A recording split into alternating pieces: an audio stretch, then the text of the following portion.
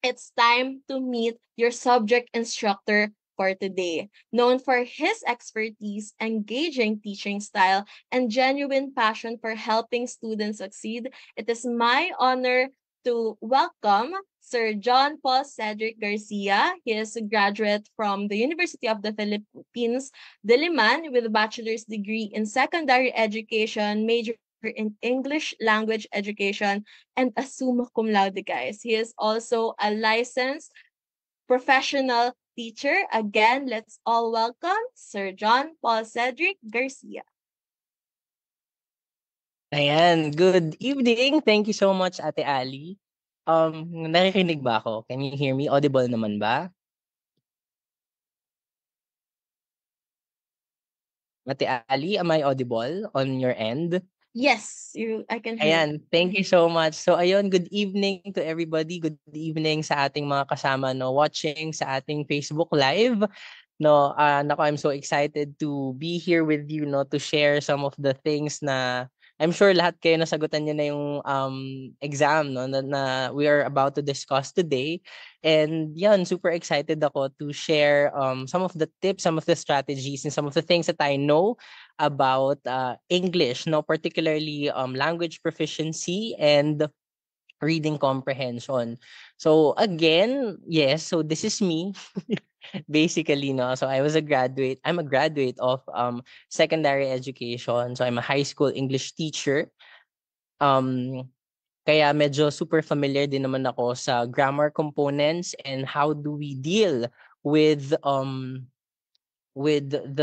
lengthy texts, no? Tapos yung mga sometimes yung mga very complex na mga poetries that we encounter in such exams. But again, we have a way naman on how to talk to tackle them or to answer those questions. So ayun, nakikita ko yung mga comments, nakakatuwa naman. Tapos good evening po, good evening everybody. May mga ano siya, may mga comments sila na ayokong basahin kasi parang naghahanap sila ng mga kamukha or ka-lookalike. Kanina ko pa nakikita yung mga comments nila. But sige, pagpatuloy niyo yan if that will if that's what will make you engage in our discussion tonight, go ahead. Wala namang problema. So ayun, 2 years ago, I graduated nga from the university and it's been like 7 years na since I took my UPCAT. And just a brief sharing lang din sa inyo before we start this session, no. Medyo ironic actually, no, na ako ay English major, pero when I received my UPCAT scores, no, my UPG, no, actually reading comprehension yung pinaka lowest ko out of the four subtests no na nakuha ko sa na tinake no ko basically, no. So I answered everything naman, no. So for those na talagang nangangamba pa rin sa right minus wrong na policy ni UP, no. Again, August 2 to 3 na, no, yung inyong exam. Medyo malapit-lapit na rin. Although May pa lang ngayon, 2 months, it's gonna be a very short time for you to prepare. No, magugulat na lang kayo bukas, exam nyo na. Bukas, you're in your testing centers. Tapos ayun nga, going back to my sharing, no, pinakamababa ko actually in reading comprehension kasi napakahaba nga nila. So parang super nakaka-stressful silang basahin. Sometimes ang dami kong mga strategies na ginagawa just to have an answer doon sa mga items na yon. So, yun, we're going to talk about all of those things. And yeah, please let me know no, if ever you have questions. Just put it here sa ating comment section. Nakikita ko naman yung live, no. I have naka-open yung isa kong device. Nakikita ko yung mga comments nyo. So, may mga nag-hi baby ko. Sige, pagpatuloy niyo lang 'yan. If again, you need to find that inspiration, you need to find um that fire in you, no, na para mag-aral kasi super konti na lang and I'm sure marami pa kayong gustong i-review for you to feel no prepared sa inyong exam. Ayan. So, okay na ba? Ayan. So, siguro we can start na. We can start with question number 1. So ito pala, um, yung test natin, no, I divided it into two different parts. First one would focus more on grammar and language proficiency, and then later on we have reading comprehension items, no. So ganun lang naman siya, and then you'll have 1 minute to answer the questions, then put it here. Lagay nyo, kahit alam nyo na yung tamang sagot, lagay nyo pa rin yung sa tingin nyo, yung sinagot ninyo, no, or pwede naman sagot nyo na yung tamang sagot if ever na nag-gets nyo na talaga, but take it, no, as if you're answering it for the first time. Kasi the more that you make mistakes now, the more na mas marami kayong matututunan, the more na mas tatatak siya sa isip ninyo. So, okay, without further ado, let's go. Question number 1. Ayan, question number 1. In her article on post-colonial literature, Dr. Naidu adopted a periphrastic style, often substituting simple statements with elaborate, circuitous phrasing. What does periphrastic most nearly mean as used in the sentence? Is it letter A, concise, B, wordy, C, metaphorical, D, emotional, or E, ungrammatical? So we have 5 options here, no? So 20%, no, 20% chance of getting this item correct. Pero I think sa UPCAT 4 lang, like A to D lang siya. And so you just have to really think, no? Or actually, madali nga kasi because it's multiple choice, the answer is already there. So you just have to choose which one is the best. Ang daming sumagot ng letter B. Ayan. So the correct answer for this one is letter, what's our correct answer? It's letter B, wordy. No, ang daming tamang sagot dito. Some of the students nga nakakatuwa kasi they give explanations pa, no? So para may nagsabi dito. Let me just read, no? Sabi ni Enoch, I don't know how to pronounce his name, but within the statement, it was said na pinalitan daw ni Dr. Naidu yung simple statements with elaborate, no, circuitous phrasing or longer than the most way. So I concluded that the word means wordy. No, that's a very good explanation. It's a very good way to go about the question. No? So tama siya. Letter B yung tamang sagot natin. And if you're going to answer these types of questions, no, ang pinaka-important talaga, no, na kailangan nating matutunan here is to identify context clues. No, so familiar ba with context clues yung karamihan sa atin? So for those na hindi pa medyo familiar, no, doon sa context clues, no, from the word itself ay yung mga clues or yung mga words, no, na nakukuha natin in a sentence for us to be able to identify what the meaning of the word is. Kasi I'm sure, no, not all of us ay first language natin yung English. Some of us, even me, no, very limited lang din yung vocabulary ko in terms of English, sa English language. Ang dami ko pa talagang hindi alam na meaning ng mga salita. And there will be a lot of words pa to come na ngayon ko palang maiintindihan, ngayon ko palang magagamit. Actually, hindi ko nga alam yung meaning ng periphrastic na yan if I did not do this question, no? Pero ang pinaka-important na strategy dito is to really understand tungkol saan ba yung pinag-uusapan in a sentence. What is it all about? No, because kapag nalaman mo na yung konteksto or ano yung pinag-uusapan in a sentence, what's the subject all about, what's the context all about, no, we get to understand na what could the word mean. No, kasi syempre malilimit na yan eh. Malilimit na yung mga words natin or yung mga meanings na meron tayo diyan. No, so for example, in this question, 'di ba? We know that the question is talking about writing, talking about academic writing, no? Talking about kung paano isinulat yung isang article. So we can remove na yung mga answers na probably hindi na akma. Like for example, actually lahat yan akma eh, no? Actually lahat itong options na to medyo fit or medyo ano siya, medyo pwede siyang sumwak doon sa question natin. Pero for example, mabigyan ka diyan ng mga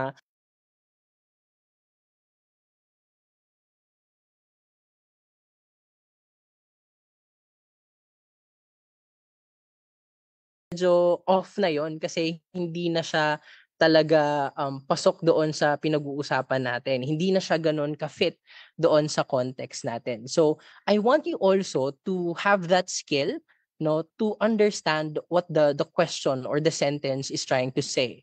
No, yun yung pinaka-important for you to be able to answer vocabulary questions. And for language proficiency, ang dami nating mga questions or ang daming mga items that would ask, no, kung ano yung meaning ng mga salita na yon. Ano bang meaning nitong highfalutin words na to? Ano bang meaning nitong first time nating marinig ng mga salita na yon? So, yung skill na yon of you trying to understand, trying to identify what the context clues are, yun yung makakatulong talaga sa inyo to arrive at a correct answer. Ayun. Ayun. Nag-mute ba daw ako? Parang on my end, I'm not muted naman. Nawawala daw yung audio. Can you still hear me, Ate Ali? Yep, audible. Nawala po ba yung audio ko? No, no, no, no. May mga nababasa lang ako sa ating comment section na parang nawala. Pero sabi ng isa ibang students, meron naman daw audio on their end. Ayan. So, gets ba? So siguro another strategy then no that I can give when we try to talk about vocabulary or answering questions about vocabulary, no, we need to understand also what the question is all about. No, hindi it's not going to be always synonyms. It's not always going to be meaning of a particular word, no? Marami siyang pwedeng itanong, pwede siyang magtanong ng meaning, no? That's number one and that's the most common talaga. Pwede din naman siyang magtanong ng opposite word, no? So dapat very careful kayo doon na kapag opposite, you have to really choose yung kabaliktaran na meaning, no, ng salita na yon. Tapos pwede din namang mga synonyms, no? So ano bang pinagkaiba ng meaning of a word versus a synonym of a word? No, kasi sometimes no very interchangeable yang dalawang yan, synonym versus meaning of a word. No, tayong mga Filipino actually no when we try to define a word no binibigay lang natin ano yung synonym, ano yung another word no nakaparehas na or very similar sila ng meaning, pero that's actually not correct, no, kasi kapag synonym dapat word din yung counterpart niya, but kapag sinabi nating meaning, no, it's more of an explanation what the word is all about, no. You can make it concise by giving a particular word for that, pero basically meaning and synonyms naman almost the same lang sila, but we just really it's just another layer, no, na kung paano natin siya pwedeng sagutin. Tapos aside from synonyms, antonyms and meanings, no, another way to answer vocabulary questions is yung mga prefixes natin or yung mga affixes natin, I mean. No, so yung mga affixes natin, 'di ba? Familiar ba with affixes? No, parang na-discuss 'yan nung elementary tayo. Tama ba? So kapag sinabi nating affixes, ito yung um mga parang segments, no, or parang mga chunks of letters, no, or parang group of letters, no, na dinudugtong natin sa mga root word or sa mga base form of the word, no, para magkaroon siya ng another meaning. So pwedeng sa unahan natin siya dinadagdag, for example, yung prefix, actually prefix yung tawag natin doon. Kapag sa dulo naman ng word natin siya dinadagdag, we call it a suffix. Kapag sa gitna, well, very rare naman siya sa English language, more siya sa Filipino, we call it an infix. Pero kapag all over the place yung mga affixes natin, we call it a circumfix. An example of that would be yung letter C, letter D, at saka yung letter E natin. No, yung metaphorical, emotional, at saka yung ungrammatical. No, so for example, yung metaphorical, ano ba yung root word ng metaphorical natin? Can you check? Can you answer through our comment section? Ano yung root word natin sa metaphorical na word? Ayun, tama sila. Dinudugtong po sa salitang ugat. Ayan. Ano yung root word natin sa metaphorical? Actually, parang iba-iba pala talaga tayo ng face dito sa ano, no?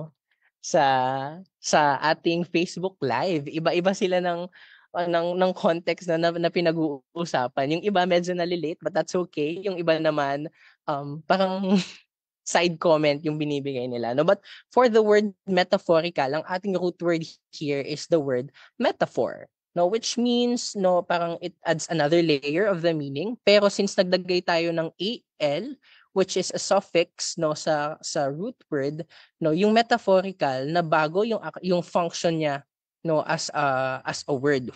Hindi na lang siya noun, no, but it becomes an adjective na. No, because it describes something. Something is metaphorical. No, ganun din yung sa emotional. Emotion yung root word niya, but then when we added a suffix na al, it becomes an adjective to talk about no full of emotions yung isang bagay. But yung ungrammatical natin, ito yung nagkaroon ng prefix and affix no from the word grammar, 'di ba? Naging grammatical siya to talk about or to become an adjectives that talk about something that is abiding or that follows grammatical rules. Pero dahil nagdagdag tayo ng prefix na on, which we know is parang ang pinaka-purpose ng on is to say no or to say not. No, so yung grammatical naging ungrammatical, which means not grammatical siya. So yung mga ganitong mga prefixes no, very maliliit lang silang unit ng words natin, pero they actually change a lot sa ating mga meaning. No, so halimbawa yung re, kunwari rewrite, 'di ba, it talks about doing it again. No, so pag nakita niyo dun sa konteksto ng sentence niyo na pinapaulit yung isang bagay, probably makita nyo doon sa options na may re at the beginning, no, yung isang salita. So that's probably it, no, because of the help of the affixes. So ayan, ayun lang naman yung mga usual tips no that we have when we try to answer vocabulary questions. Clear ba? I hope it's clear. But if ever you have questions, go lang. Let's proceed with question number 2. Okay, question number 2. The judge's decision was grounded in jurisprudence, reflecting a nuanced understanding of both statutory mandates and judicial precedents. What does jurisprudence most nearly mean as used in the sentence? Is it A, emotional appeal, B, political strategy, C, legal error, D, philosophy of law, or letter E, public opinion? Ayan. Ayan, ang dami na ring nagsasagot on our comment section.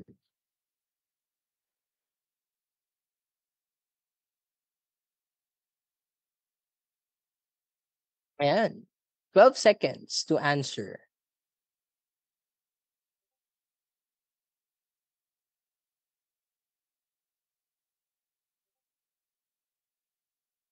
May nagsabi dito, metaphorically miss ko na siya.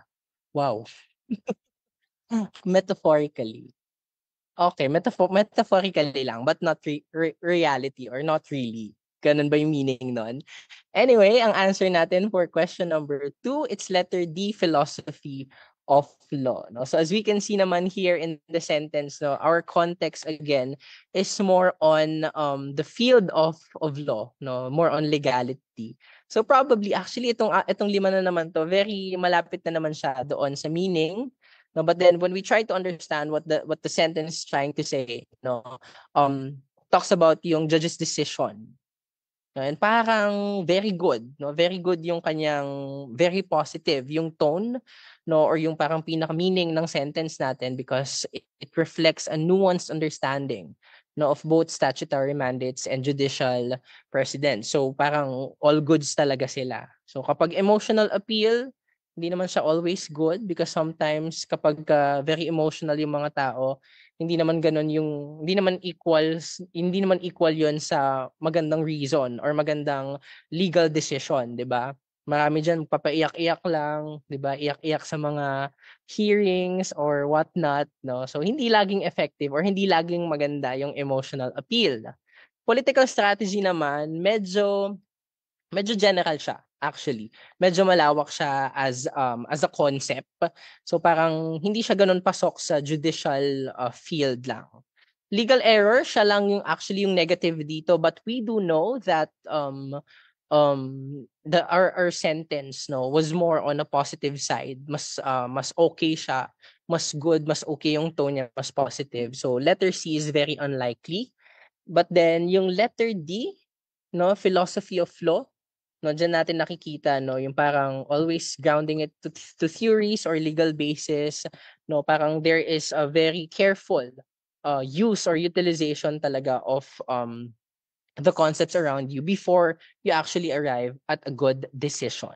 Yung letter E naman, public opinion, very ano din siya, shaky din siya, although public opinion is okay naman, but it's not always the case. Sometimes public opinion can be ano din, can be very shaky lang din. So the best answer for this one, letter 2, I mean, number 2, it's letter D, philosophy of law. Ayan. So parang may nag-comment dito, let me just read it.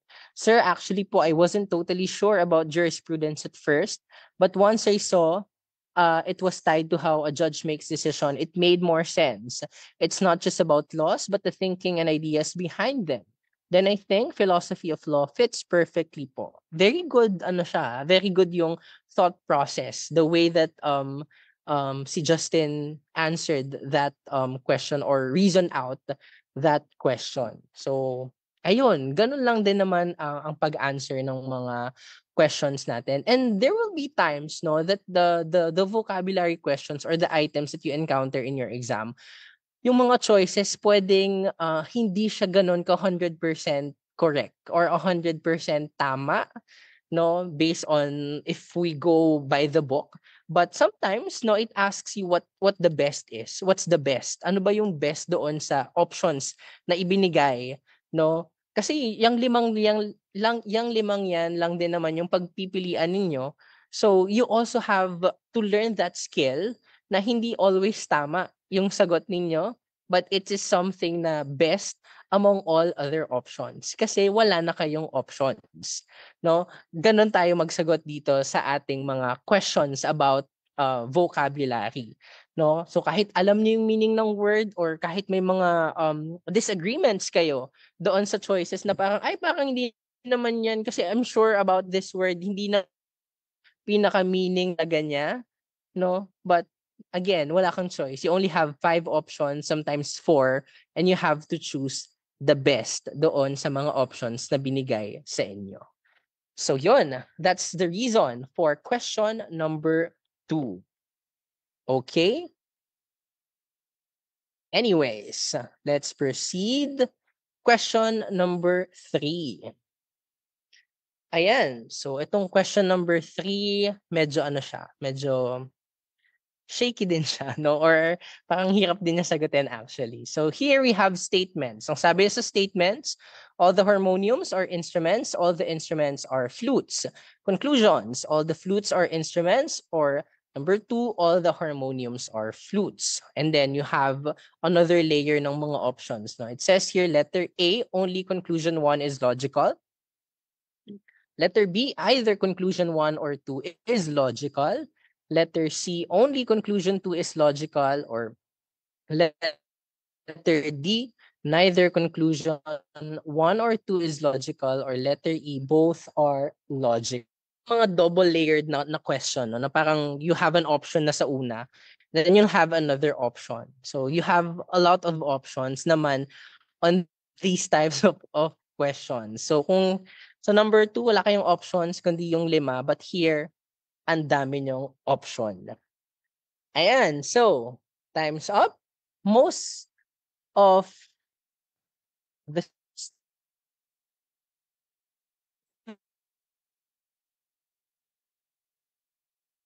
students here na sagot, no?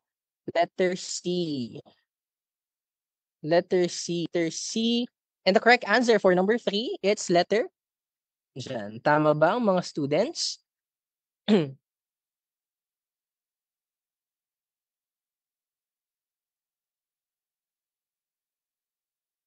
And hello? Can you still hear me?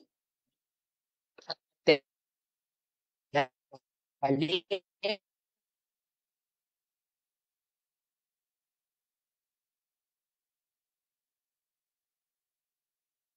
Medyo shaky ata yung internet connection ko. I'm so sorry for that. Here.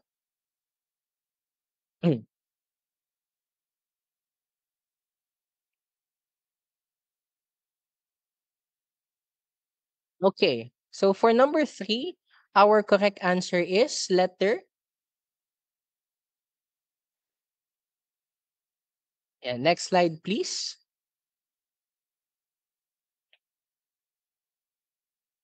Mm. Ayan, ang ating answer for number 3 ay letter C. Only conclusion 2 is logical. So ano bang klase ng question ito? No, actually itong type of question na to, hindi naman sa ganon ka frequently no lumalabas in your college entrance exams, but there will be times na lalabas ito. No, pwede nga din to sa math no, sa logical or but for some other tests, no, for some other universities may mga questions sila na um may mga questions sila na more focusing siya on logical reasoning, no? So ganun yung gusto nilang makita sa inyo on how kung paano kayo mag-isip about a certain situation. Kung paano nyo tignan no yung question or yung situation and how do you do deduction and induction as well no sa pag-answer or pag-solve ng mga answers na to or pag-solve ng mga statements na to.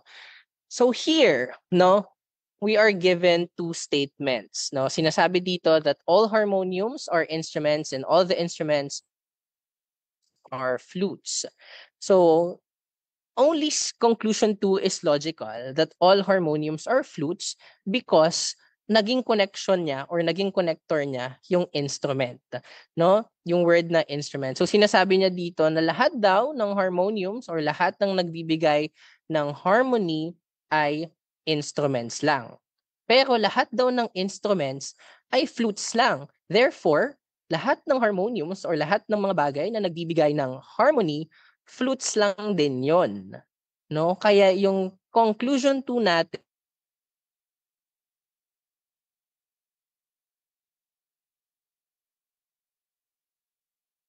comments. Actually, baliktad siya nitong statement, yung second statement natin.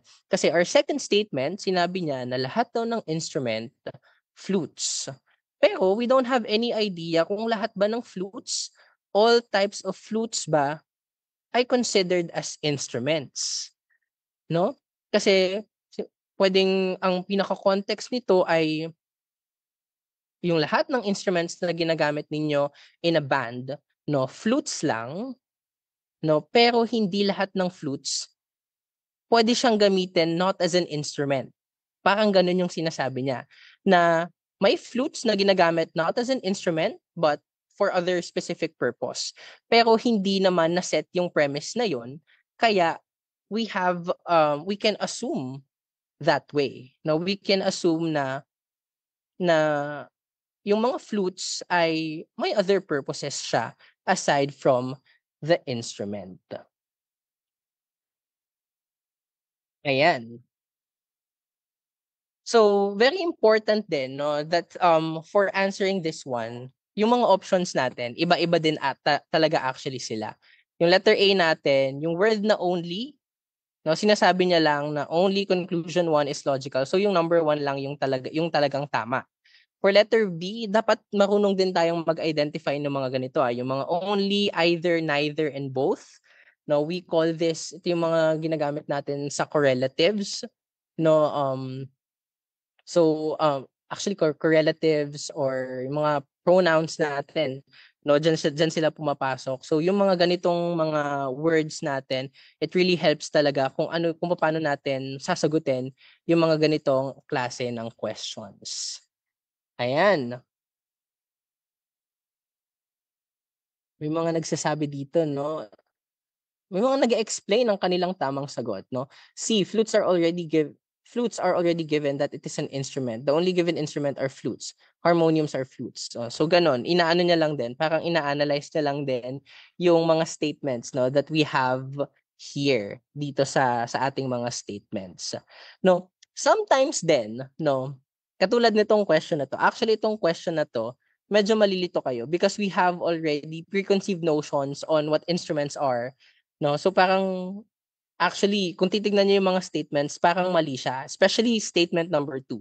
Na sinasabi na all instruments daw are flutes, which is baliktad in a real world, no? Because we can say na all flutes are instruments. Yun yung tama in our physical world, sa ating mundo right now. But the sentence doesn't say that way naman. Hindi naman yun yung minimean niya.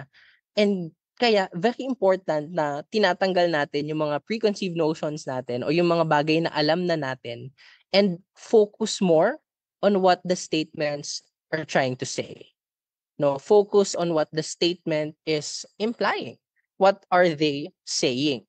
Yun yung pinaka-important dito sa mga questions na to. Kaya feeling ko maraming ito or maraming nakamali dito sa questions na to because A, only conclusion 1 is logical that all the flutes are instruments. Tama siya in the real world. Tama siya in our physical world. But then again, hindi siya tama in the statements that were given to us. Hindi naman yon yung sinasabi niya. Kaya talagang super mental gymnastics yung gagawin natin when we try to answer yung mga syllogisms or yung mga ganitong logical reasoning questions. Ayan. Clear ba? Maraming mga naguguluhan dito, but I guess that helps, no? Na dapat parang tinatanggal natin what we know already. No? Maraming mga nagkamali dito for sure because mga A daw yung sagot nila that only conclusion 1 is logical. Conclusion 1 is true in our real world but based on the statements that are given, it is not logical. Hindi tama yung conclusion letter A natin. Okay? Ayun.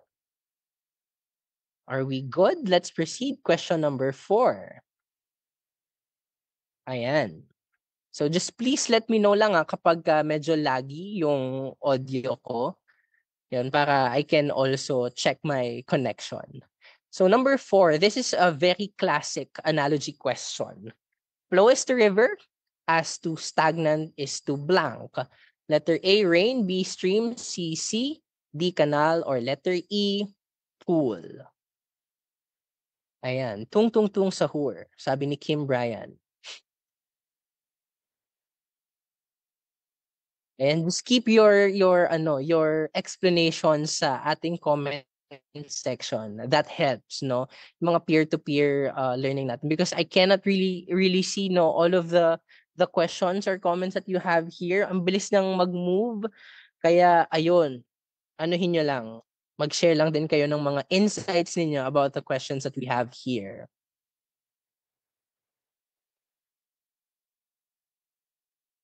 Ayan. Our correct answer for question number 4. It's letter E. It's pool. Ano bang meaning ng ating statement here, no? So sinasabi niya dito, flow is to river as stagnant is to blank.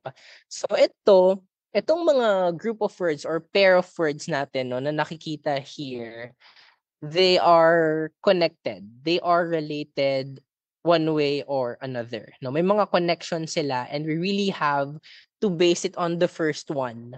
Kung ano yung given, dapat we follow. Even the placing of the word, kailangan fina-follow natin yan. So for example, for question number 4, di ba, anong sinasabi niya? Yung word na flow, it's a verb. No, it talks about the movement, no, or the act of moving from something to another or somewhere to somewhere. And then an example of flow is river, or what the flow is trying to pertain to, it's river. And then we have the word stagnant, no, which is parang kind of opposite of flow. No, kasi when we say stagnant, walang movement, walang paggalaw, walang action, no? So nothing, no, walang nangyayari. Kaya ang sagot natin dito, no, out of the 5 options that we have here, alin ba yung walang gumagalaw dito? Alin ba yung walang movement? It's letter E, pool. No, kasi yung rain, definitely may paggalaw yan, no, from up to down, no, from the clouds going to the ground. Yung stream, no, stream paggalaw din yan. It's also a verb nga eh, no, when something streams in something, no, paggalaw din yung tinutukoy ng stream. Pero it's another body of water, no, na parang kind of river siya, pero may difference lang din sila. No, eh, very limited yung geographic knowledge ko about this one. But let's see natin. See, definitely may paggalaw yan. It's yung mga waves, definitely, so it's not stagnant. Yung kanal, ganun din yon. So yung kanal din na pinatutunguhan nito is yung mga malalaking kanal, no? Not the kanal na we know of. 'Di ba kasi in the Philippine context, canals are yung mga daluyan ng tubig na kulay itim, mabaho, madumi. 'Di ba ganun yung kanal natin na alam natin? But originally, no, canals are just waterways, no, kung saan dumadalo yung mga tubig. O the Venice Canal, 'di ba may mga ganun sa ibang bansa. So yun naman yung original ano. Although canal din naman yung ano natin, pero baka sabihin nyo, sir, yung kanal namin stagnant naman kasi walang paggalaw doon, mabaho lang talaga yon. Well, hindi naman yun yung pinatutungkulan. Talagang culturally, yun lang din yung alam natin sa kanal na meron tayo. So, yeah, we just really have to think um globally din, no, or beyond what we know, no, to in trying to answer these questions. Tas ano pa ba? Maraming mga relationships na pwede ninyong ma-encounter in reason or in these types of analogy questions. No, so for this one, no, ang parang relationship niya is a word and example. No, so ano yung flow, ano yung example of what's flowing, that's river. Pwede din naman siyang maging synonyms. No, so kapag mga synonyms naman yung mga ano, for example, little and small, ganun yung first pair natin. So among the options, you have to find a pair, no, na mag-show din ng same relationships na synonym din sila. So for example, little is to small, as big is to large. No, that's another example of synonyms. Pwede din namang antonyms, no, or magkaiba yung meaning ng dalawang sentence that we're trying to relate in an analogy question. For example, little is to big. So little, big, antonym sila, opposite sila as to, then you have to find a relationship na naman na opposite yung meaning nila dito sa ating question, dito sa ating mga options. Ano pa? Pwede din yung mga part to whole, no? For example, wheel is to car. So wheel, it's just a part of the car, and then it talks about the car, no, or it relates to the car. So wheel is to car as to ano yung pwedeng yung mga ano natin, mga part to whole relationships natin. As to keyboard is to computer. That's another example of part to whole. No, you're just talking about one portion or one part, and then saan siya kabahagi, saan siya kabilang. Yan. Pwede din siyang baliktad, but again, very important yung placing ha. Very important na kung sino yung nauna, dapat same din dun sa another pair. So kung nauna is yung whole, ganun din dapat in the another pair. Dapat yung whole din yung mauuna. Hindi pwedeng part to whole tapos whole to part kasi magiging masisira yung analogy natin doon. Hindi magiging parallel. Yun yung pinaka-important. Dapat parallel yung pair of words, no, that we're trying to put there. And then another example is yung products, no? So for example, author is to book, or author is to book, tama. Author is to book. No, so author, sino yung gumawa, and then ano yung ginawa niya. So pwedeng author is to book as chef is to food. No, that's another example. Right? Ayan. Other relationships, produce, products, part to whole, um, pwede ding chronological, yung pwede ding gender. So kapag chronological naman yung relationship niya, pwedeng for example, sa butterfly, 'di ba magiging from caterpillar is to butterfly, as to tadpole is to frog. Pwedeng ganun yung maging ganun yung example natin. No, so there will be a lot of relationships, no, that you might encounter in analogy questions, but you really just need, no, to identify ano ba yung pinatutungkalan or ano ba yung relationship nitong two words, no, that are being connected in this question, and try to also find ano yung may similar relationship doon sa options natin. Okay? All right. Miss, sabi ni Aubrey, Miss is to you, miss you. Anyways, gandang analogy yan. Number 5, let's answer question number 5. Ayan, there was blank information given during our English class that really overwhelmed me. So is it A, several, B, many, C, none, D, much, or letter E, some? Ayan, so this one naman, very concerned siya about the use of quantifiers. No? So let's discuss quantifiers and nouns after this question. Okay?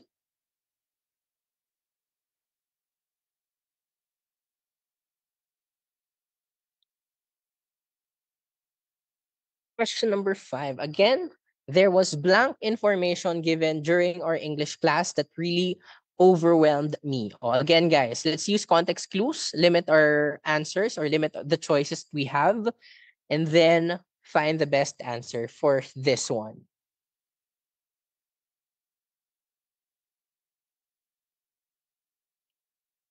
Okay.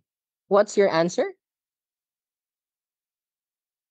Ang daming nagsagot. It's letter E, much. E, much. May nagsagot ng letter D. May nagsagot ng E.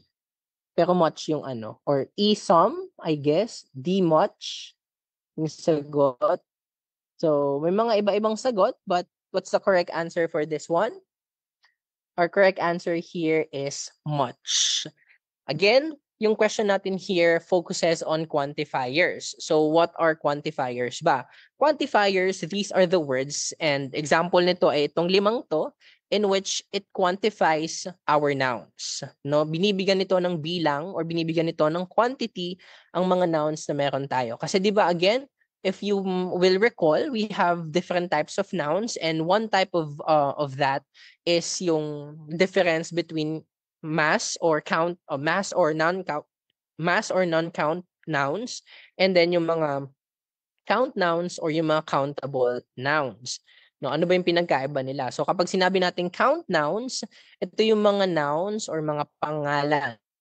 Basically, tao, bagay, hayop, lugar, kung saan madali silang mabilang. No, nabibilang sila in a snap of time, not really in a snap of time, but yung kaya siyang bilangin, basically. For example, chairs, trees, tables, no? Madaling bilangin yung mga bagay na yon. Therefore, we call them count nouns.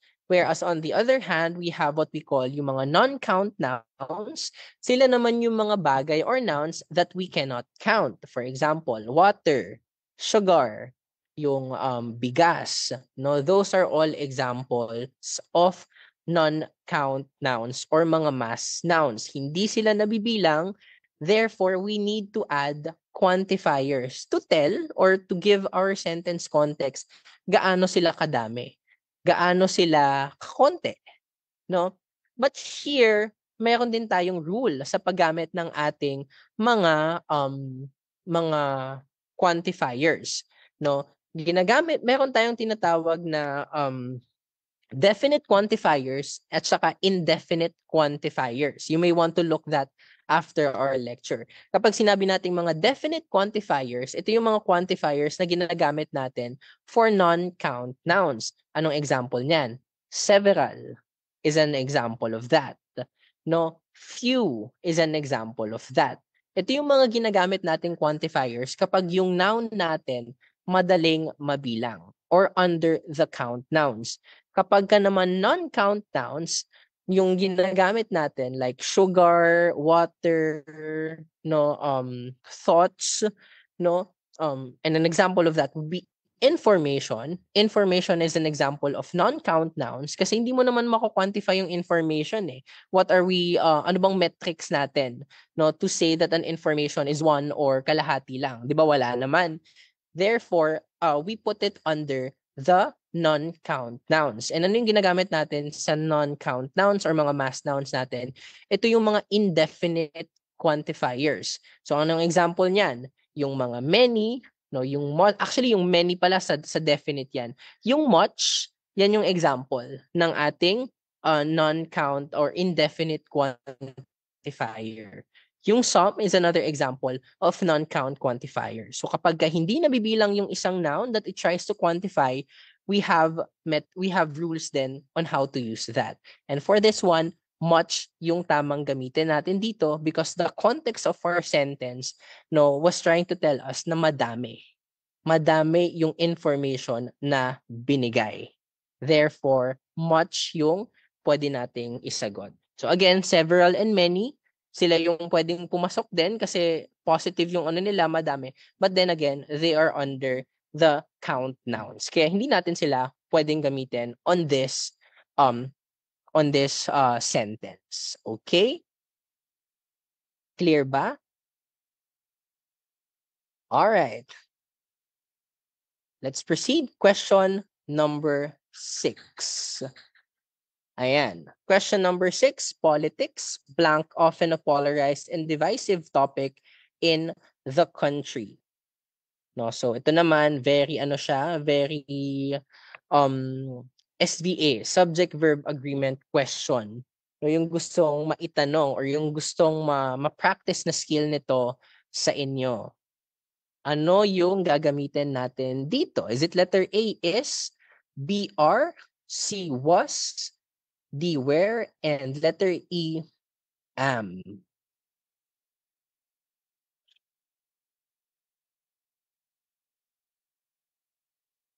Ayan.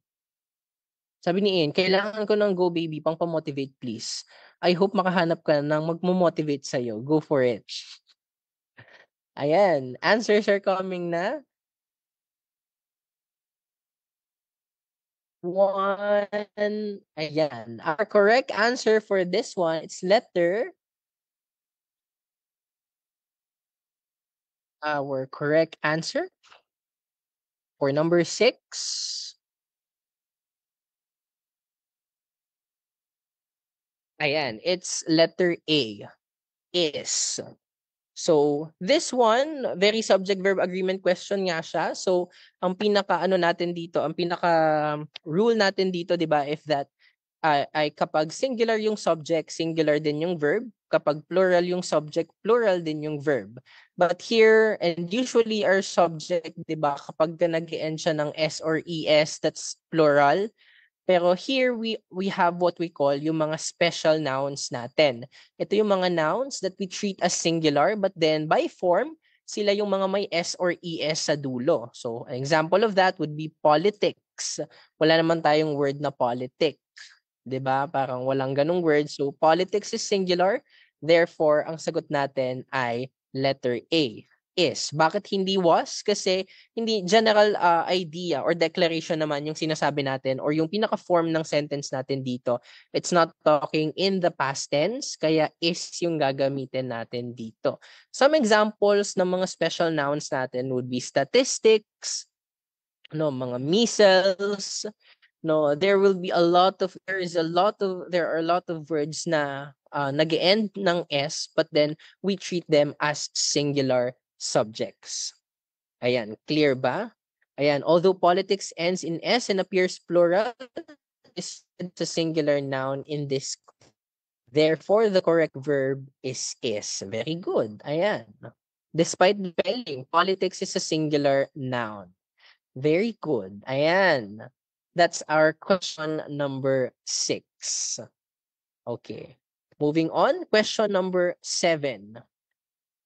Question number 7. Ayan. Famous poet and Shakespeare contemporary John Donne's works much admired during his lifetime and in the decades that followed, had at the time their enthusiastic rediscovery by the early 20th century modernists have been essentially gathering dust for the intervening 250 years. Identify the error in the sentence. Okay.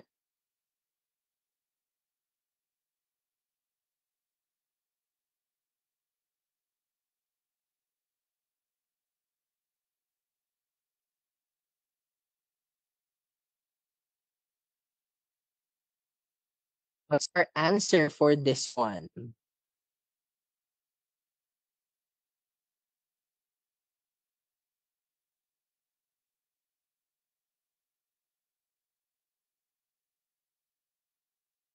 Okay. May mga sumagot ba dito? May nagsabi dito, mali ako dyan, tinamang basahin. Gets naman, understood naman na nakakatamad basahin, but we have to hustle and we really have to put effort sa pagbabasa na ganito kahabang mga questions. Our answer for number 7 is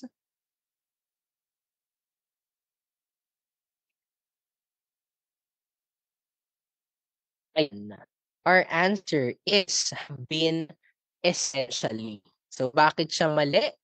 Number 1, ang haba ng sentence natin. Definitely, that's one. Ang daming modifier actually dito sa sentence na to. But if we are going to dissect this question, di ba?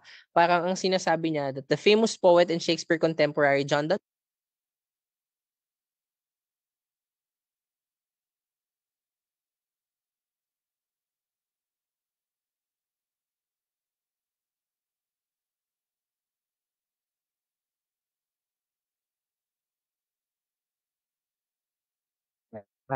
may back.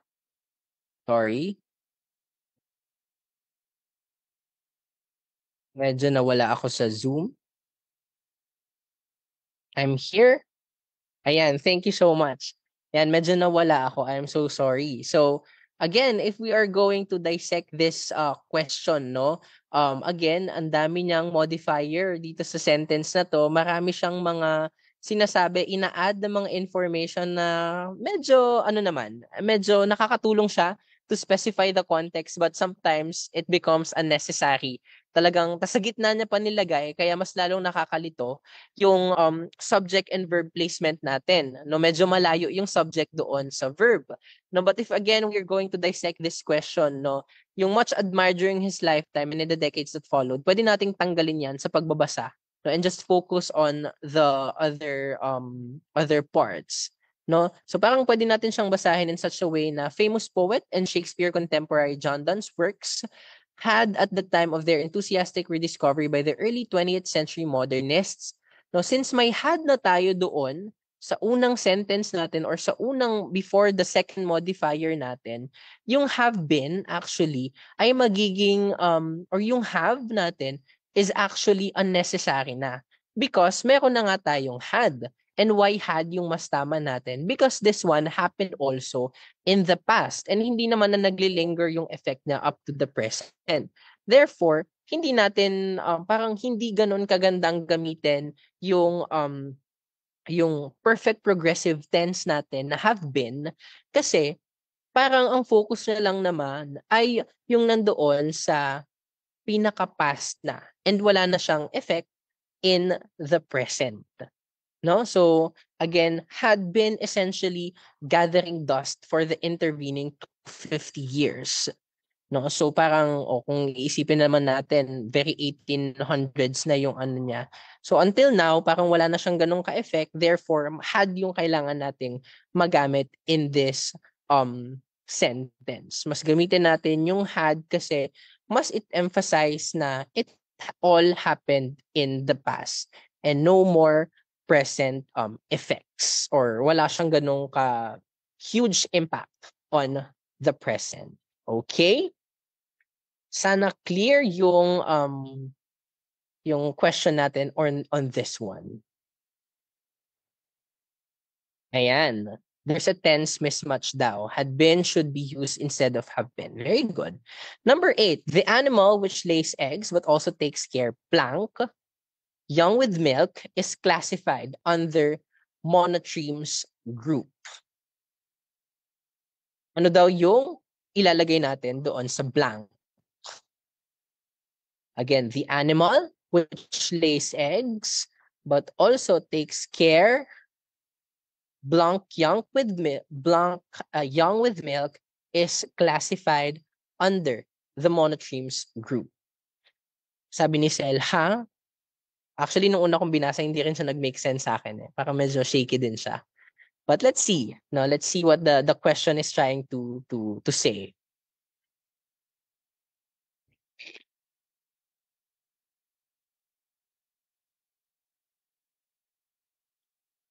Okay, our answer for this one is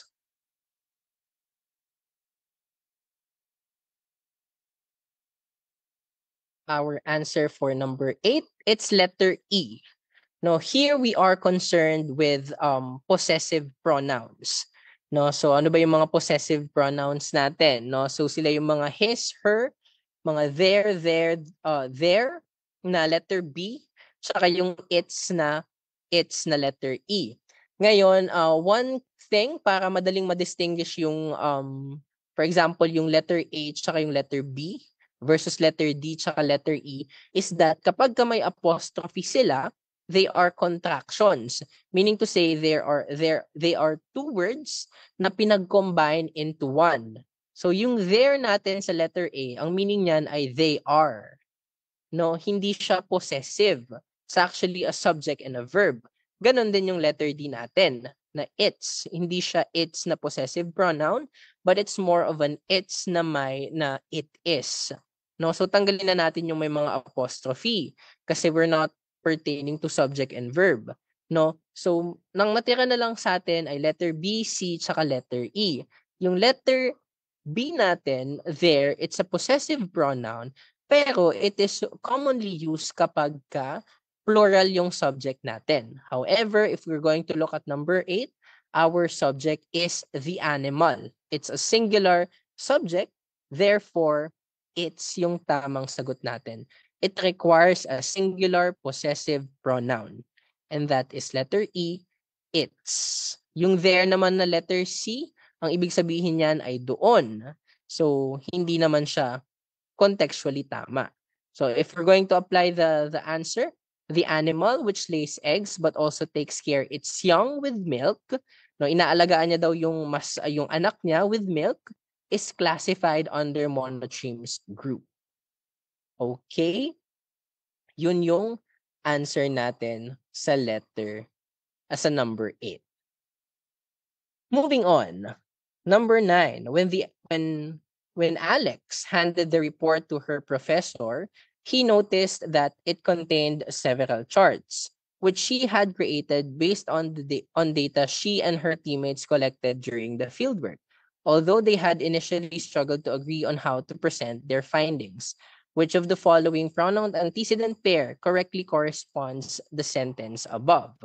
So dito, ano daw yung tamang pronoun antecedent pair na meron tayo sa question number 9?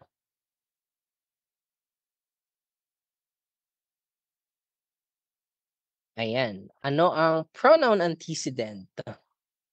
Ang dami actually pronoun antecedent dito sa question na ito. And our correct answer for number 9 is it's letter C, professor and he. Okay.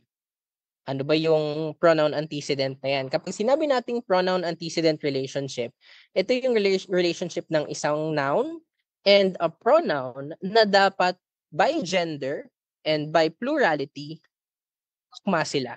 Or ano sila, parang tama sila, they agree. So for example, if we're talking about a girl, dapat yung pronoun niya is puro girl. Like she, her, ganon. Kapag guy naman, 'di ba? He, his, him, ganon yung mga pronouns that we use here. And if we're going to dissect the question here, no? Sabi dito, when Alex handed the report to her professor, therefore yung pangalang Alex, it is a girl. No? So mali na yung letter A natin na Alex and he. Sabi dito, he noticed that it contains several charts. Sino yung naka-notice? Yung professor. Sino yung he? Yung professor. Which she had created. So, she talaga si Alex dito. Okay? O bakit mali yung yung letter D, teammates and they? Tama naman siya actually. Wala namang they. Dito sa yung teammate, I mean, may they dito, which is yung although they had initially struggled to agree, yung teammates kasi hindi kasama si Alex dyan. And yung day na pinatutungkulan dito, kasama si Alex. Therefore, letter D is not the correct answer. Okay? Ganyan yung pronoun antecedent questions natin. Dapat talagang madaling ma-identify. Alamin ninyo, sino yung may tamang relationship ng pronoun or sino yung mas nag-agree na pronoun and a noun. And for this question, it's letter C. Ayan. Number 10. She believed blank her own thoughts that she will be a successful leader.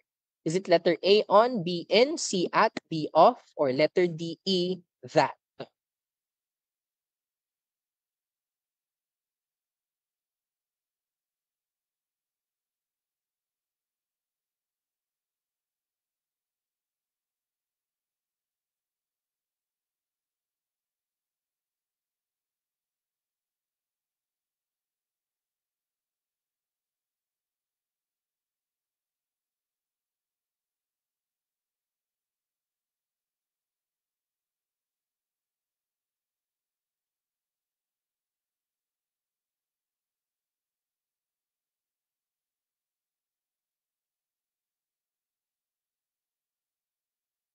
Ayan. So our number 10, our time is up. What is our answer based sa comment section natin?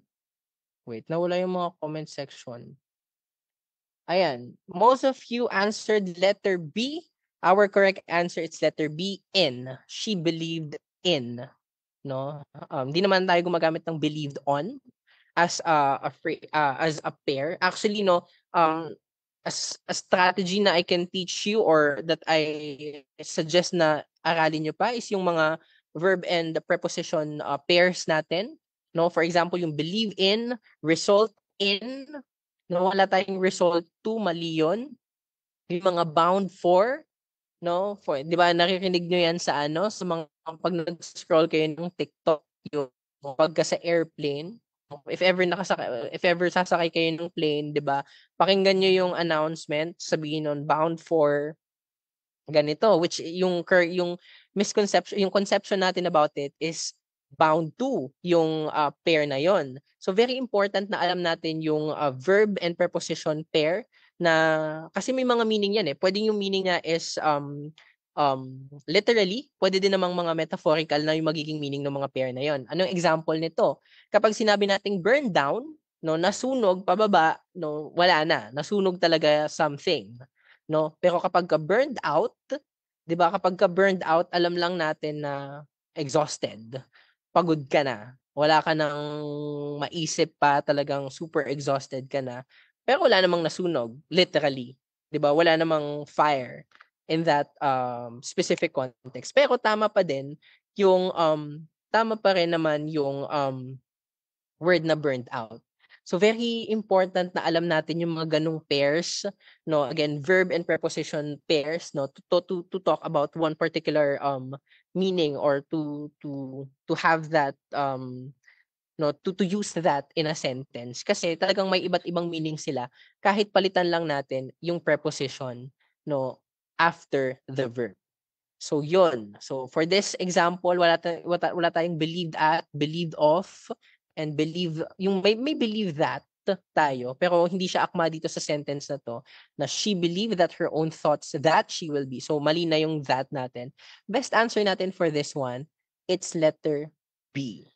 No? In. She believed in her own thoughts. Okay, so since we're already in question number 10, how about we have a few minutes na break and then let's come back lang after a while. Okay? Ayan, we're back. It's already 8:20 and I hope no nakapag-break naman kayo kahit ilang minutes lang, kahit 5 minutes lang nakapag-CR break, or some of you probably kumuha ng pagkain, go ahead. Kain lang kayo habang while we're having this lecture, no? So at this point, no, we are to focus na on some of the reading comprehension questions actually, no? Pero actually may mga nasama pa lang grammar questions, but let's talk about it. But again, the majority naman ng questions natin for the second part would be reading comprehension. So question number 11. The lock increases the salinity of the lakes. Blank, it creates a natural barrier of water. Most marine creatures would be unable to cross.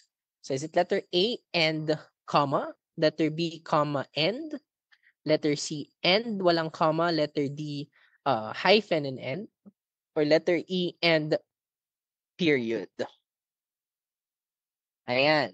What is our answer for this question? Is it letter A, B, C, or D?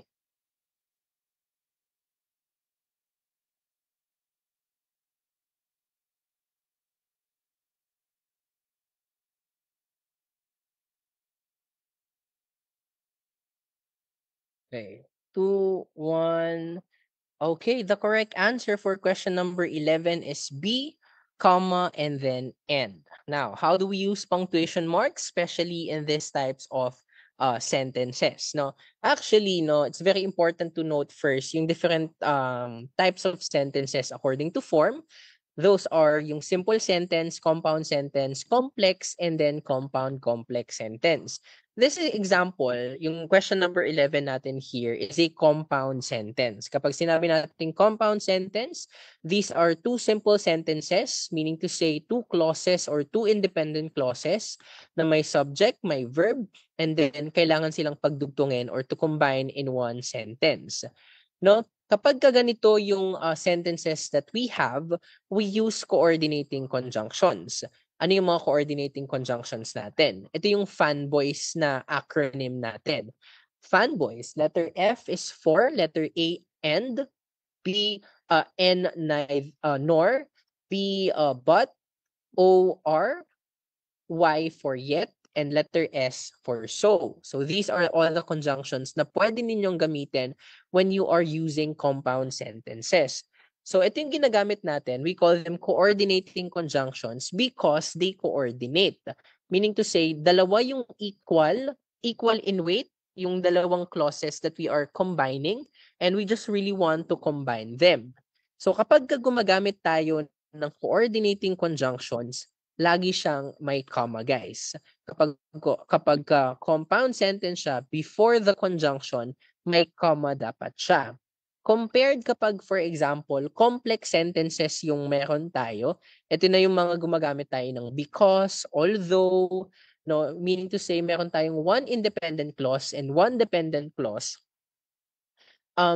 Hindi na natin kailangan gumamit ng comma doon, especially if the dependent clause is placed doon sa dulo ng sentence. Pero kapag sa simula siya ng sentence, definitely kailangan natin gumamit ng comma. Anong example niyan? For example, although the food was good, comma, I did not eat. No, pero kapag binaliktad naman natin yung placing na I did not eat, although the food is good, no need for comma for that. Kasi kapag complex sentence siya, pwedeng yung dependent clause mo, pwedeng nasa unahan, pwedeng nasa dulo. Pero kapag compound sentence like this one, no, na talagang dalawang independent clauses yung kino-connect natin, no, talagang yung conjunction natin nasa gitna lang siya.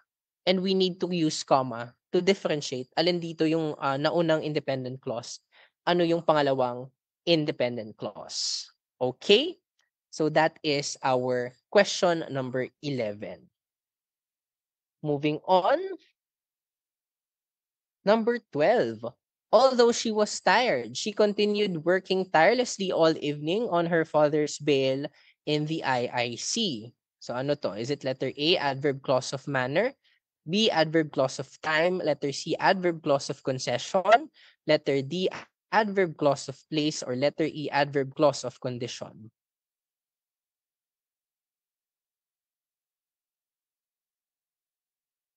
Ayan.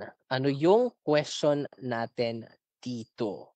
Ay ano yung sagot natin dito? So, it talks about ano yung adverb clause na ginamit. Ano yung relationship nung isang modifier natin to the entirety of the sentence. Ayan. Actually, makikita nyo yan sa kung ano yung ginamit na subordinating conjunction natin dito.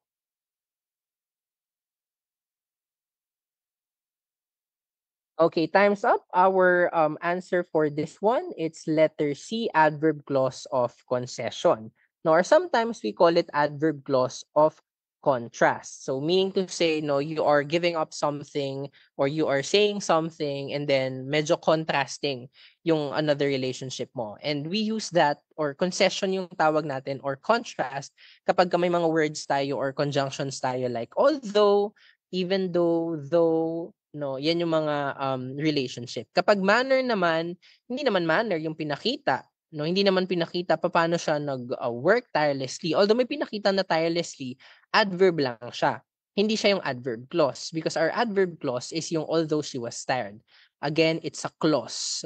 And kapag clause, it should have a subject and a verb.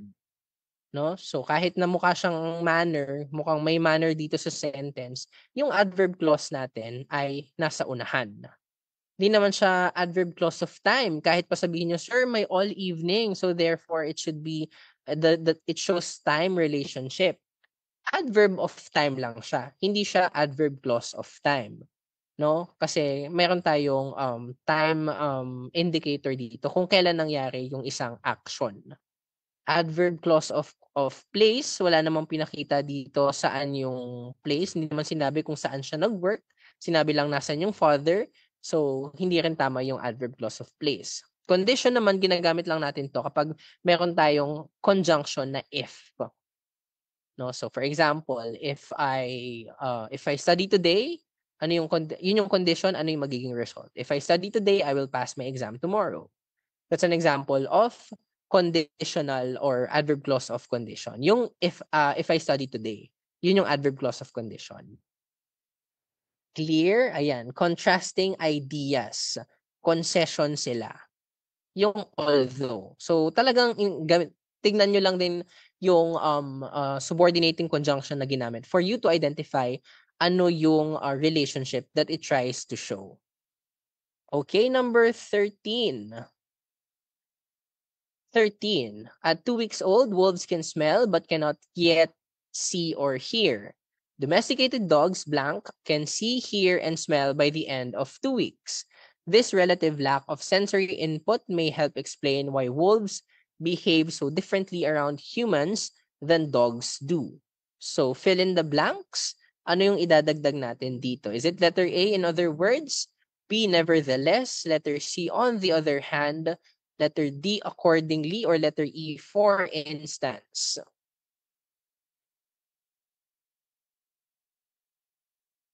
Ayan. 19 seconds to answer. Is it A, in other words, B, nevertheless, C, on the other hand, or letter D, accordingly, or letter E, for instance?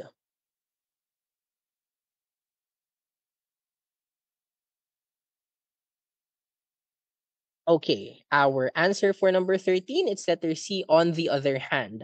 So this one, it requires you naman to identify ano yung tamang transitional device na ginagamit in a sentence. So transitional devices, these are the words or phrases that we use na mag-show ng relationship or para maging smooth yung flow of ideas in a paragraph.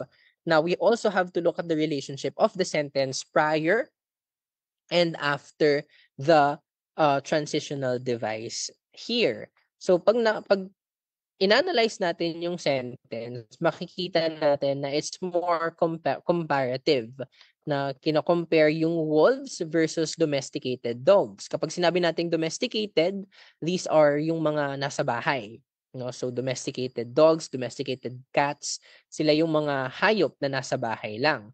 But then again, if we're going to look at the relationship, no, kino-compare yung wolves na hindi pa daw makakakita or makakadinig, kaya kailangan natin gumamit ng transitional device that show contrast or comparison. And that is letter C on the other hand. Kasi kino-compare si wolves kay domesticated dogs.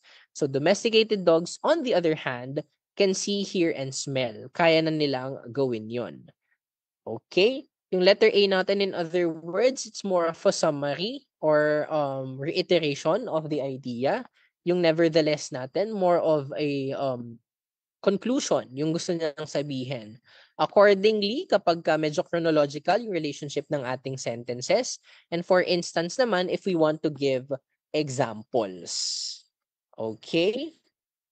That is our sentence or is our answer for number 13. Moving on, question number 14. Our poem here is by Shelley Ozymandias. So let me just read the poem for you. I met a traveler from an antique land who said two vast and trunkless legs of stone stand in the desert. Near them on the sand, half sunk a shattered visage, lies whose frown and wrinkled lip and sneer of cold command tell that its sculptor will those passions read which yet survive, stamped on these lifeless things, the hand that mocked them and the heart that fed, and on the pedestal these words appear. My name is Ozymandias, King of Kings. Look on my works, ye mighty and despair. Nothing beside remains round the decay of that colossal wreck, boundless and bare. The lone and level sands stretch far away. Okay. So itong question natin ito, very particular siya on understanding poetries. No, kapag sinabi nating poetries, ito yung mga types of literature in which nakasulat siya in lines. Pwede siyang may rhyme, pwede siyang may meter, but sometimes pwede din siyang maging free verse. Now, what's tricky with poetry is that pwede kasing hindi siya mag-follow ng grammatical conventions natin. Therefore, hindi ganun ka-clear what it tries to say. Kaya kailangan talagang super na-identify natin or super alam natin, no, or iniintindi natin yung konteksto of the poem. So question number 14, what is the predominant tone of the excerpt below? Actually above kasi nauna siya. Is it A, celebratory, B, nostalgic, C, romantic, D, indignant, or letter E, ironic? Anong sagot natin dito?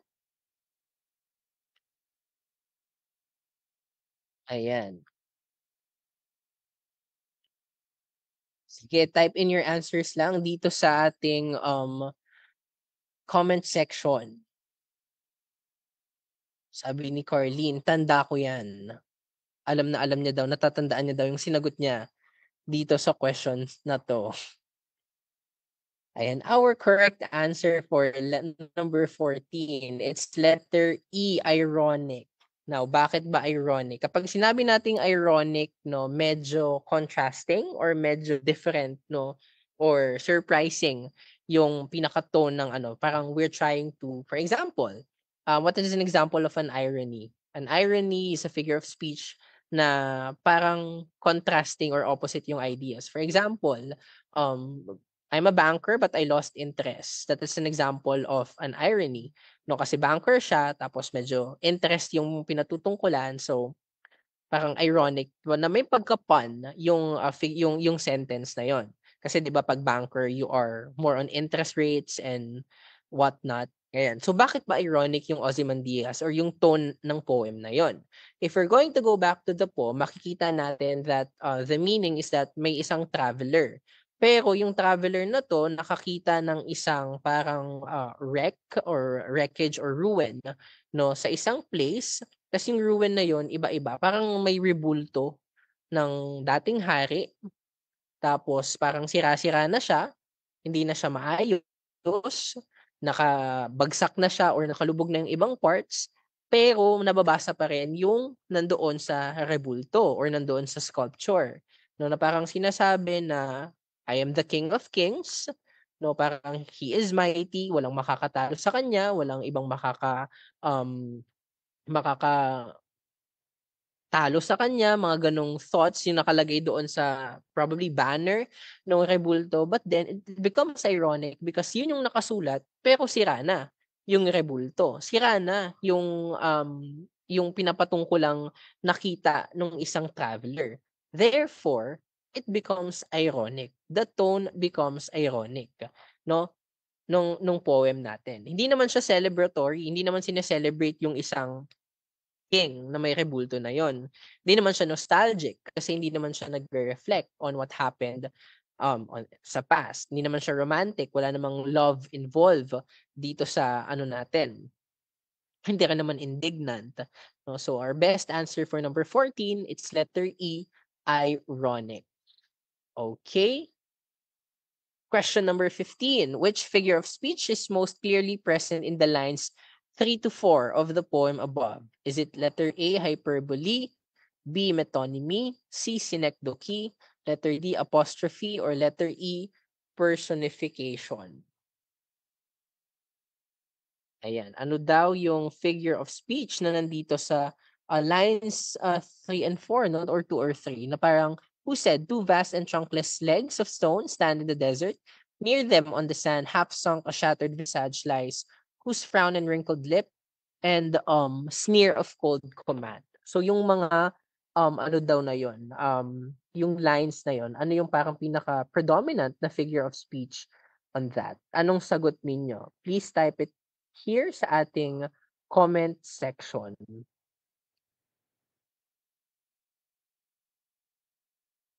Ayan. So again, which figure of speech is most clearly present in the lines 3 to 4 of the poem above? Hyperbole, metonymy, synecdoche, apostrophe, or letter E, personification?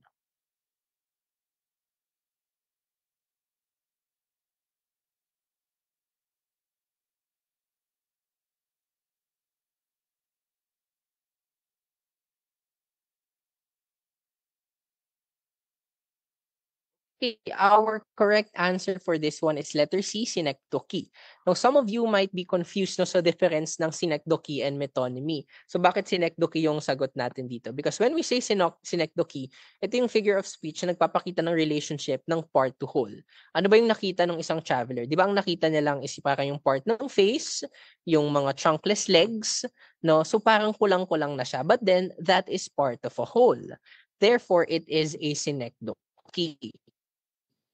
Those things na nakita niya, it used to be part of something greater, part of a whole, no? But yung mga nakita niyang sira-sira or nakita niyang parts only, they are just representations of what lied before. No? So that is why letter C, synecdoche, is our answer. Letter B, metonymy naman, ito naman, ang difference nila, kung si synecdoche, part of a whole siya, si metonymy naman, siya yung mga representations to talk about something. So um, for example, yung crown to talk about a king or a queen. 'Di ba? So crown kahit hindi siya part talaga ng king or queen, it is used as a representation of that particular person or for that particular thing. No, yun yung pinagkaiba ng dalawa, metonymy and synecdoche. I'm sure familiar na kayo sa hyperbole, apostrophe, and personification. Or siguro let me just explain na lang din yung apostrophe. Ito naman yung kapag tinatawag natin yung isang inanimate object to parang kinakausap natin sila. So for example, nakakita kayo in a poem na sinasabi, "Oh wind, come to me because it's too hot." Something ganon. So parang tinatawag niya yung wind, kinakausap niya yung wind. That is what we call an apostrophe. So ayun, yun yung mga usual figures of speech. But again, I'm suggesting no na mag-aral kayo ng mas marami pang mga figures of speech no na pwede niyong i-add sa inyong repository para talagang super prepared kayo when you try to analyze mga poems or other reading comprehension texts. Okay? Question number 16. Medyo lengthy din yung ating text dito. But here, let me just read it. If you get a flat tire, begin by pulling over to a safe, flat area away from traffic and turning on your hazard lights. One stop, secure the vehicle by engaging the parking brake and placing wheel wedges behind or in front of the tires. Next, remove the hubcap if necessary. Slightly loosen the lug nuts with a wrench, then position the jack according to your vehicle's manual and raise the car until the flat tire is off the ground. Remove the flat tire and replace it with spare, tightening the lug nuts by hand. Finally, lower the car completely and firmly tighten the lug nuts in a star pattern to ensure the wheel is secure before driving again. Question. What type of text does the above show? Or does the above text show? Is it letter A, narrative, B, expository, C, descriptive, letter D, procedural, or letter E, chronological?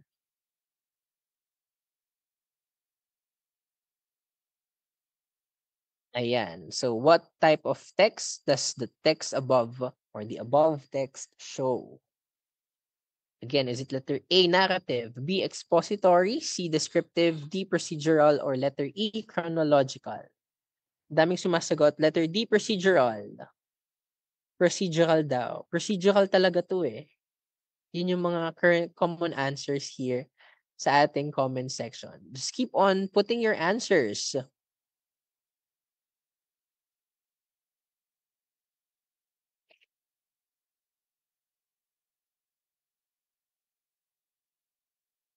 Okay, our correct answer for this one, it's letter D, procedural. No? So bakit ba procedural?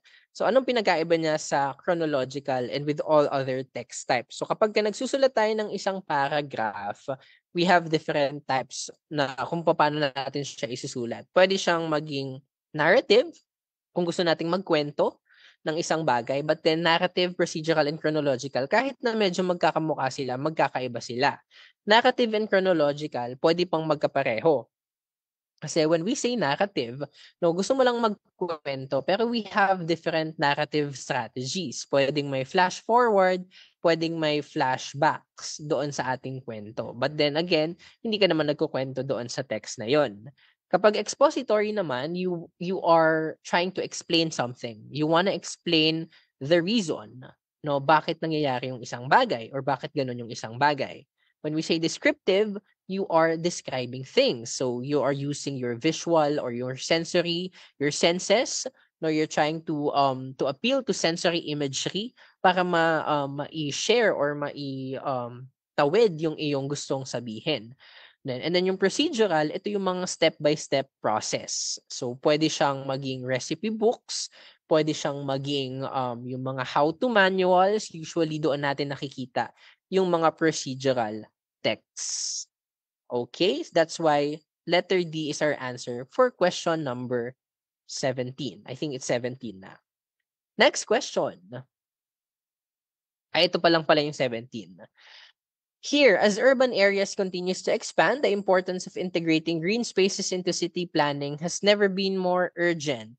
Numerous studies have shown that access to parks and natural environments reduces stress, encourages physical activity, and improves overall mental health. In addition to these personal benefits, green spaces also contribute to environmental sustainability by reducing heat islands and improving air quality. City officials and urban developers must recognize that green infrastructure is not merely decorative, but essential to creating healthier, more resilient communities. What is the primary purpose of the paragraph?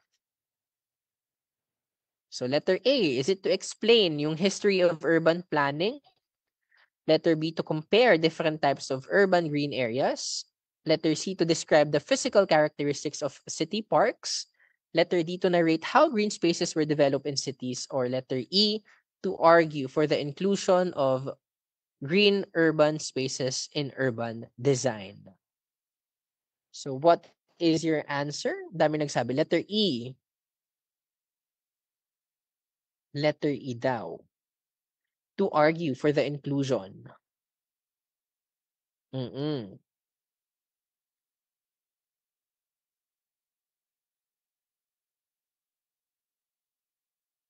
Letter E. So, 10 seconds. Go ahead. Type in your answer lang. Our answer for this one is letter E, to argue for the inclusion of green spaces in urban design. Nakita naman natin dun sa entirety of the paragraph, no, that may point siyang sinusubukang gawin, may ina-argue siya na parang magkaroon ng more green spaces in urban design. Hindi naman siya nag-explain lang ng historical. Kasi again, the author is trying to prove a point. wala rin namang comparison of different types of urban green areas. Wala namang mga, for example, na transitional devices din. To describe the physical characteristics of city parks, hindi rin naman siya masyadong nagbigay ng sensory imagery doon sa ating sentence. And to narrate how green spaces were developed in cities, it can be a narration, but again, the best answer for this one is letter E, to argue for the inclusion of green spaces in urban design. That's question number 17. Okay, moving on. Question 18. O, medyo mahaba-haba din. Many people assume that honeybees produce honey primarily for human use. But in reality, bees create honey as a food source to sustain their colonies through the winter. Each bee plays a specific role. Workers collect nectar, drones mate with the queen, and the queen lays thousands of eggs. The structure of the hive is highly organized, with bees communicating through dances and pheromones. Despite their tiny size, honeybees play a vital role in global agriculture by pollinating a wide range of crops. Without them, our food systems would face significant disruption. Which of the following would be the most appropriate title for the paragraph? Our question for number 18, or what are the options for question number 18? Again, finding the most appropriate title for the paragraph. Is it letter A, the complex world of honeybees? Letter B, the hidden roles of wild insects? Letter C, the commercial benefits of honey production? A day in the life of a beekeeper? Or letter E, how to start a bee farm?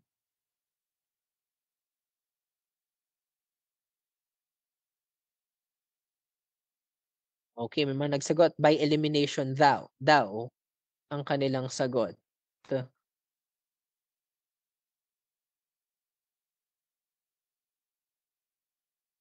Sabi, letter A, since the text describes how bees work in their daily life. Let's see later on as we connect the title with the main subject, the honeybee.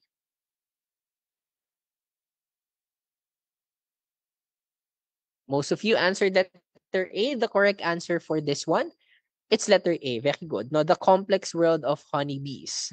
No, so again, parang sinasabi lang naman, or it's more of a description on how honeybees live, kung paano sila in a community, in a society, and it's more really of a description and more on just explaining, no, paano sila mabuhay, what are the roles, and it becomes complex, no, kasi ang daming information that are being put in one paragraph. Therefore, letter A is our best answer for this one. Okay? Question number 19. A study by a team suggests that exposure to sunshine during the workday can lead to overly optimistic behavior. Using data from 1994 to 2010 for a set of US companies, the team compared 29,000 annual earnings forecast to the actual earnings later reported by those companies. The team found that the greater the exposure to sunshine at work in the 2 weeks before a manager submitted an earnings forecast, the more the manager's forecast exceeded with that the company actually earned that year. Question. Which choice best states the function of the second sentence in the overall structure of the text? Is it letter A, to summarize, letter B, to present a specific example, C, to explain part of a methodology, letter D, to call out a challenge the team faces in conducting analysis, or letter E, how to start a bee farm? I think medyo na-typo lang tayo dito sa letter E. It's from the previous question. I forgot na what's the letter E dito sa question na to. But try to look the answer dito sa A, B, C, or D.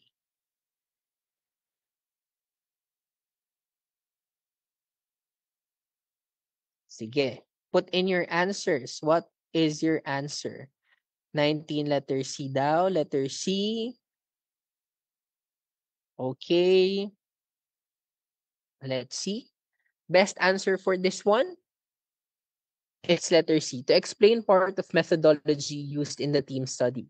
If you're going to go back doon sa ating question, makikita natin, or doon sa ating text, we will see no na parang sinabi kung paano na-achieve yung study and that's by comparing no yung mga annual earnings forecast from the 29,000 annual report, something ganon. So it's more of a methodology kung paano nag-come up with that conclusion or with that finding. Okay? Last question. Okay, very trending ito. Itong question na to. Hindi ko rin alam ba't ko naisip ilagay itong question na to. So kilala niyo naman siya, 'di ba? So number 20, what happened, Bella? Why you crying again? I know, vampire, right? Vampire will fade to me. I trusted to protect Bella, but you did not. I will sure you die, Edward. I will sure you die. Oh, based on this monologue, what can be most reasonably inferred about the speaker's emotional state and what trending idea or yung ano yung naririnig ngayon sa in uh, we're trying to look no at the emotional state na binibigay nung isang monologue. So anong sagot natin dito sa question number 20? Parang lahat sila nandun pa rin sa 19. 20, anong sagot niyo sa number 20?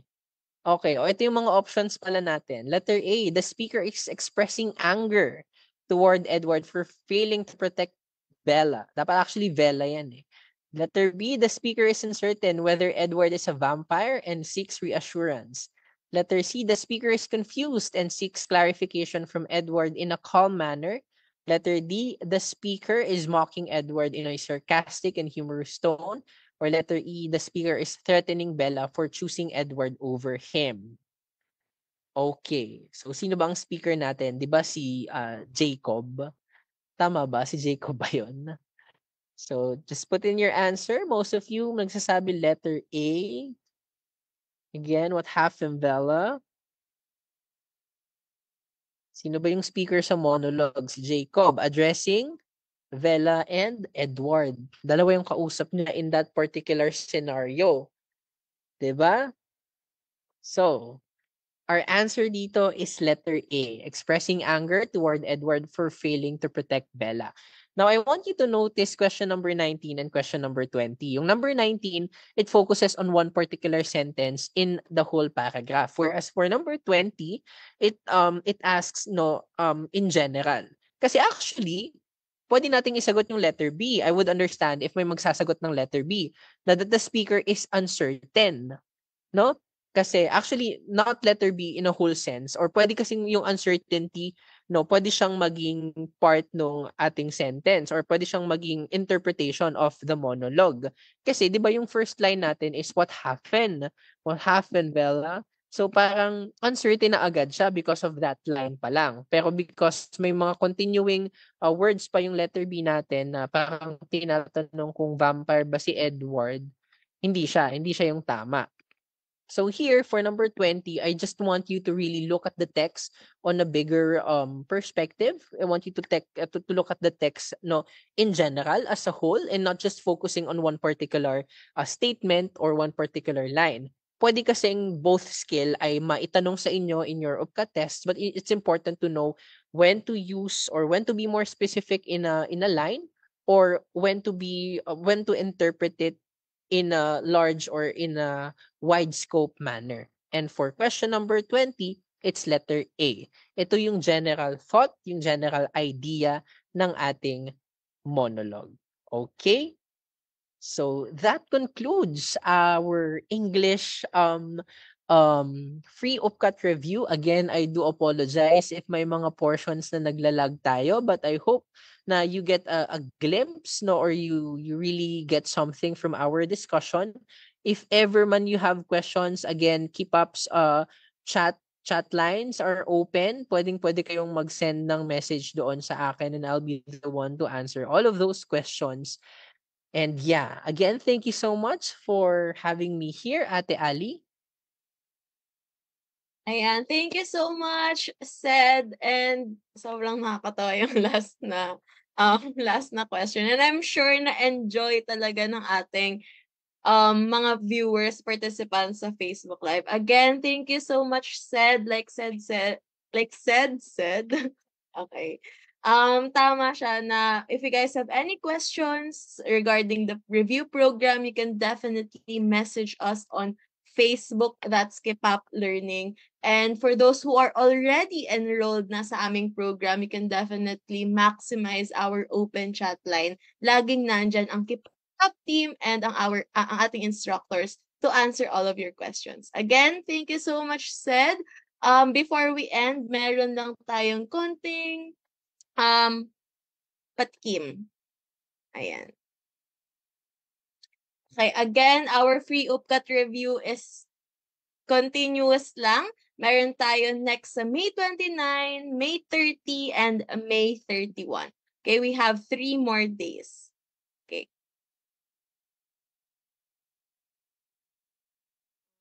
Okay. So again, thank you so much, said. Sa mga gustong mag-avail ng aming review program, please don't forget to use the discount code free KIPAP sorry, ano yun? Ano yung discount code? Free UPCAT 25, I believe. Hold on. Iko-confirm natin. Yes, UPCAT free 25 to get 2,000 off of our full review program na payment, okay? So ayan, sa mga gusto ding manalo ng 1 scholarship or ng 5 INB books, please make sure to scan the QR code shown on your screens right now to send us a feedback form. Again, this is very important with your participation para manalo kayo ng or para magkaroon kayo ng chance manalo ng ating INB book or full scholarship. Okay? Ayan. Thank you guys so much and see you tomorrow for our next free UPCAT review session. Bye everyone. Bye everyone. Thank you so much.